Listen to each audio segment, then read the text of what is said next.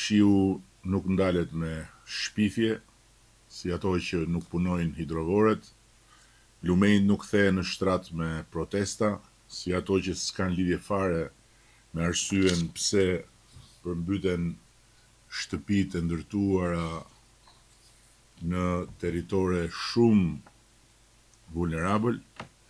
Red nuk shpërndahen me slogane, si ai slogani kronik i çdo gjendje atmosferike të rënduar të shpallet gjendje e jashtëzakonshme.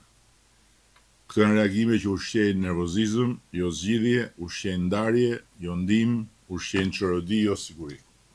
Në një situatë si kjo, nuk kërkohen fajtor imagjinar, u ndihmohen njerëzit real.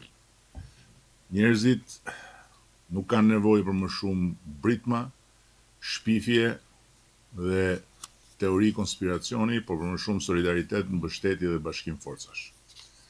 Kjo është një gjendje atmosferike e zgjatur dhe e rëndë, e cila nuk ka prekur thjesht Shqipërinë për ndonjë arsye që lidhet me vendin tonë, nga ato arsyet që zihen në 700 tenxheret politike mediatike të Mexhelisë shqiptare, por ka prekur një hartë të tërë.